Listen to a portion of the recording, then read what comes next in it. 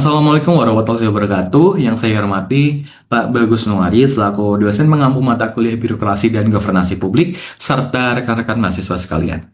Sebelumnya, perkenalkan nama saya Rendrana Sakti, mahasiswa Administrasi Publik UPN Veteran Jawa Timur, yang pada kesempatan kali ini saya akan mempresentasikan hasil analisis saya mengenai fenomena birokrasi modern, yakni digital co-production dalam pelayanan publik, yang secara spesifik kita akan membedah terkait efektivitas integrasi span lapor melalui aplikasi lokal Sidumas yang dimiliki oleh Kabupaten Badung, Bali.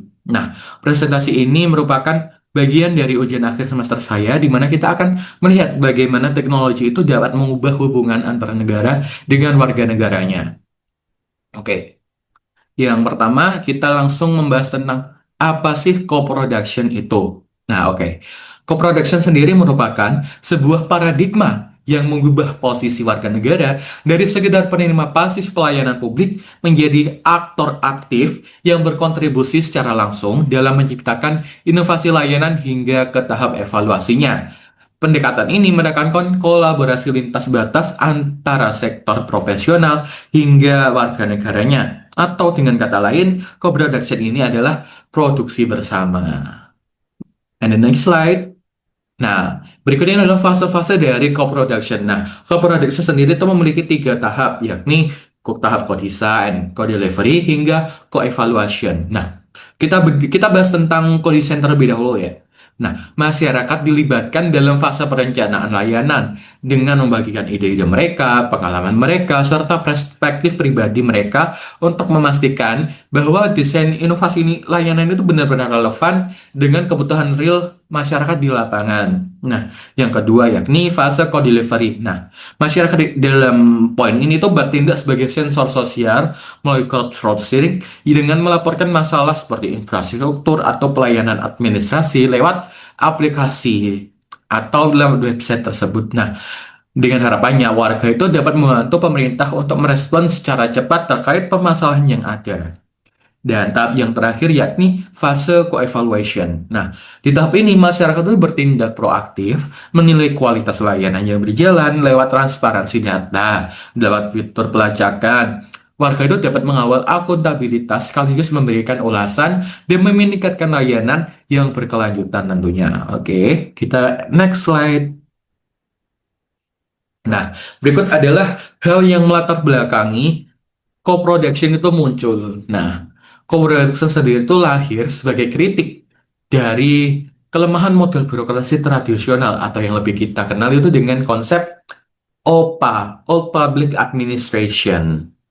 Nah, berikut itu faktor-faktor utama yang melatar belakangi co-production itu muncul. Nah, yang pertama itu ada kritik terhadap birokrasi tradisional seperti yang tadi. Pendekatan top down. Nah, disclaimer terlebih dahulu, pendekatan top down itu pendekatan yang pengambilan keputusan atau kebijakannya itu diambil dari atas secara terpusat dari pemerintah tanpa melibatkan masyarakat bawah. Jadi mereka memandang dari satu sudut pandang saja, satu sisi, yakni dari sisi pemerintahnya saja. Oke, lanjut. Nah, pendekatan top down masa lalu ini seringkali gagal karena pemerintah mengasumsikan diri sebagai pihak tunggal yang paling tahu tentang kebutuhan masyarakat. Nah, warga sekedar menjadi penerima layanan yang pasif.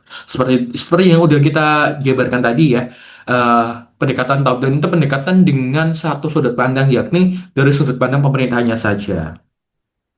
Oke, lanjut dengan poin yang kedua, yakni adanya pergeseran menuju keterlibatan aktif. Nah, di era kompleksitas masalah publik dan keterbatasan sumber daya, pemerintah itu menyadari bahwa masyarakat memiliki pengalaman dan informasi yang real dan tidak tertangkap oleh birokrasi di garis terdepan. Nah, yang ketiga yakni adanya transformasi digital, yakni amanat sistem pemerintahan berbasis elektronik atau SPBE mendorong hadirnya instrumen digital seperti span lapor yang akhirnya mendobrak sekat ke birokrasi dan membuka ruang pelaporan yang transparan dan akuntabel. Oke, and the next. Nah, co-production vs collaborative governance. Nah, apa sih bedanya? Karena kan mereka sama-sama membahas tentang kerjasama, ya kan? Nah, oke. Meskipun keduanya berbicara tentang kerjasama, terdapat perbedaan yang mendasar. dari segi siapa aktor yang terlibat dan fokus level kegiatannya. Oke, yang pertama kita bahas tentang co-production terlebih dahulu. Aktor utama yang terlibat itu ada pemerintah di garis terdepan pastinya. Terus ada masyarakat secara individu, ada komunitas, atau pengguna layanan secara langsung. Untuk fokus kegiatannya sendiri yakni lebih bersifat mikro, taktis, dan operasional pada satu layanan spesifik.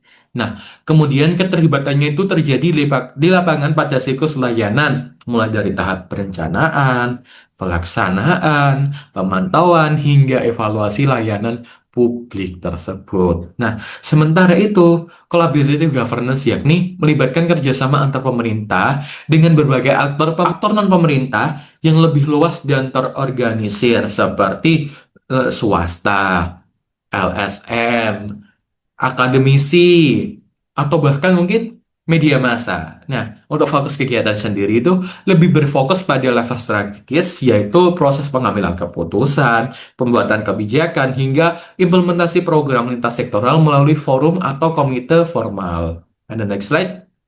Ya, sebelum kita membahas tentang si Dumas, kita akan membahas terlebih dahulu tentang profil Bali dan profil Kabupaten Badungnya. Nah, oke, seperti yang udah kita tahu secara publik nih, Provinsi Bali merupakan salah satu provinsi yang terkenal akan keindahan alam serta pariwisatanya yang bertaraf internasional hingga menarik berbagai wisatawan baik domestik hingga mancanegara. Nah, untuk ibu kota Provinsi Bali sendiri itu kan ada di Denpasar. Nah, meskipun Denpasar merupakan ibu kota Bali, tapi roda ekonomi dan pariwisata pulau ini tuh justru berporos di Kabupaten Badung. Sorry, typo guys. Nah, untuk predikat sebagai motor penggerak ini tuh lahir karena Badung secara administratif menaungi kawasan wisata yang bertaraf internasional dan populer seperti wilayah Kute, wilayah Seminyak, Canggu, Jimbaran, dan Nusa Dua Resort. Oke. Melalui aset pariwisata kelas dunia tersebut, Bandung itu sukses mengukuhkan posisinya sebagai wilayah dengan pendapatan asli daerah atau PAD terbesar di Provinsi Bali. Nah, tingginya aktivitas ekonomi, heterogenitas, kaum urban hingga wisatawan asing serta kontrasnya kebutuhan antar wilayah utara dan selatan itu tuh menuntut pengelolaan daerah yang responsif. Nah, faktor-faktor utama inilah yang melatar belakangi Dinas Komunikasi dan Informatika Diskominfo Kabupaten Badung mengembangkan SIDOMAS atau Sistem Informasi Pengaduan Masyarakat yang diresmikan pada akhir 2019 lalu. Ada next slide. Ya, faktor-faktor pendukung munculnya si Dumas. Oke, yang pertama, adanya kebutuhan penanganan isu secara real time 24 jam. Oke, sebagai destinasi internasional yang aktif tanpa henti, Badung itu memerlukan penanganan aduan yang serba cepat melalui sistem shift 24 jam. Nah, si Dumas ini memverifikasi dan meneruskan laporan secara langsung ke OPD terkait. Nah, yang kedua ini masyarakat sebagai social sensor mengatasi keterbatasan pengawasan manual di wilayah yang padat penduduk atau padat pendatang, baik lokal maupun mancanegara. Si Dimas ini memfasilitasi warga untuk melaporkan masalah infrastruktur atau sampah atau maladministrasi secara real time. Nah, yang ketiga yakni adanya akselerasi program Smart City. Oke, sejak tahun 2017 hingga 2019, Pemkab Bandung itu gencar mengembangkan infrastruktur digital. Nah, Sidomas itu telah lahir untuk mengintegrasikan seluruh kanal laporan masyarakat agar masuk ke dalam satu sistem pantauan yang terpadu. Nah, yang terakhir yakni mandat terkait regulasi pelayanan publik. Nah, inovasi ini merupakan bentuk kepatuhan terhadap UU nomor 25 tahun 2009 tentang pelayanan publik serta Perpres nomor 76 tahun 2013 yang mewajibkan penyelenggara pemerintah menyediakan sarana pengelolaan pengaduan masyarakat yang responsif dan akuntabel. And the next slide. Nah, oke, kita langsung membahas ke fase dari co-production itu sendiri. Yang pertama kita akan mengulas fase co-design. Nah, pada fase ini fokus utamanya yakni bagaimana sih blueprint, dan akses saluran pengaduan dirancang dengan melibatkan perspektif kebutuhan karakteristik sosial kultural masyarakat lokal, bukan sekadar pemaksaan sistem yang top-down atau dari pemerintah pusat saja. Nah, untuk konteksnya ini, masyarakat membutuhkan saluran pengaduan yang mudah diakses dan inklusif. Untuk tahap implementasinya, pemerintah tidak sekedar memaksakan aplikasi dari pusat. Oke, melalui proses kodesain, sistem span lapor ini disesuaikan dengan infrastruktur lokal melalui aplikasi pendamping yakni SIDUMAS itu, Sistem Informasi Pengaduan Masyarakat. Nah, hasil inovasinya adalah terciptanya integrasi multi-channel yang memungkinkan seluruh lapisan masyarakat dengan berbagai tingkat literasi digital dapat memilih secara pelaporan yang paling nyaman bagi mereka. And the next slide, fase co-delivery. Oke, pada fase ini merupakan jantung dari operasional sistem ya.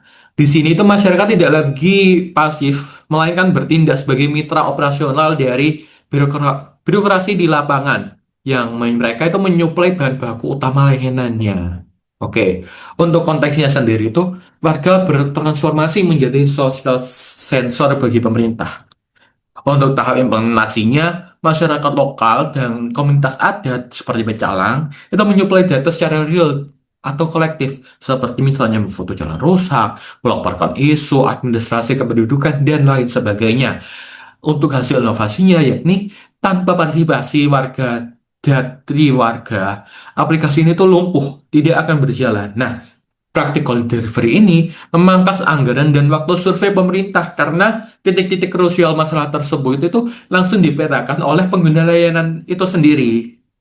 Oke, and the next slide itu fase co-evaluation, fase terakhirnya. Nah, pada fase ini itu fase pengawasan, penilaian kualitas, dan penegakan akuntabilitas birokrasi.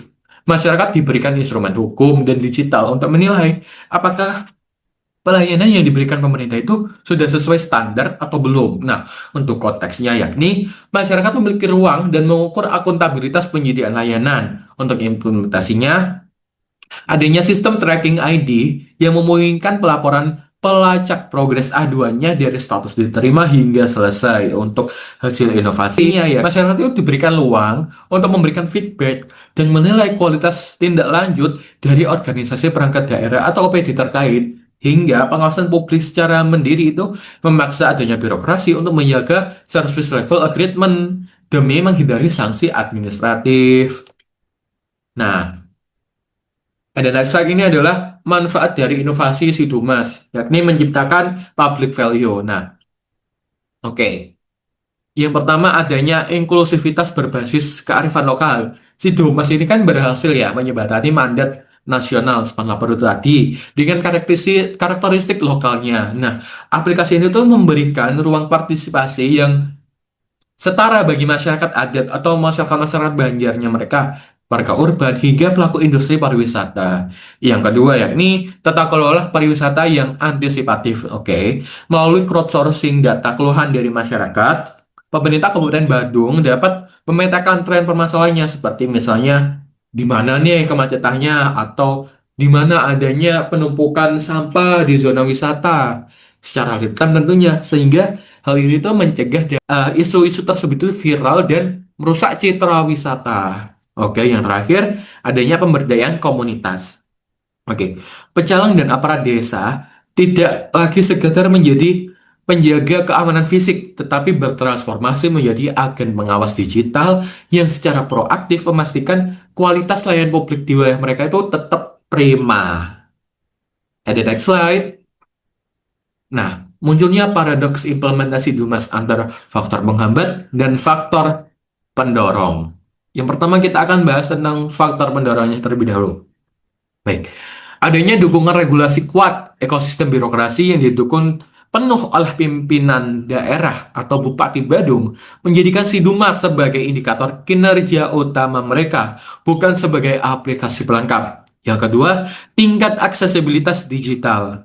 Oke, infrastruktur internet yang merata di kawasan Bandung sangat memfasilitasi kelancaran suplai data dari warga. Yang ketiga, kewarganegaraan aktif. Kesadaran tinggi dari masyarakat Bali itu tuh menjaga harmoni dan citra daerahnya yang memicu partisipasi pelaporan yang konstruktif. Oke, dan next kita bahas tentang faktor penghambatnya. Yang pertama adanya resistensi birokrasi level operasional. Masih terdapat potensi kelambanan teknis dari oknum atau aparat di tingkat bawah saat merespon disposisi tiket pelaporan dari si Dumas itu tadi. Yang kedua adanya kesenjangan literasi komunitas tradisional. Nah, meskipun penetrasi internet mereka cukup tinggi, edukasi mengenai tata cara pengaduan yang formal dan terstruktur melalui si Dumas itu belum sepenuhnya terserap oleh kelompok masyarakat, terutamanya di usia lanjut di pelosok-pelosok desa. And the next slide. Slide yang selanjutnya ini kesimpulan. Nah, Sido Mas ini merupakan wujud nyata keberhasilan lokal dari Span Lapor yang mengadopsi prinsip co-production. Sistem ini itu membuktikan bahwa birokrasi modern harus berbagi peran dengan warganya untuk merumuskan masalah dan mengeksekusi solusi. Yang kedua yakni keberhasilan Kabupaten Badung menegaskan bahwa teknologi aplikasi hanyalah alat ukur. Kunci utama dari inovasi pelayanan publik terletak pada kemampuan pemerintah daerah dalam membangun kepercayaan publik, serta mengolah kolaborasi yang responsif antara aparat dengan masyarakat. Seperti itu. Dan ya, terima kasih. Sekian presentasi dari saya. Kurang lebihnya mohon maaf. Dan wassalamualaikum warahmatullahi wabarakatuh.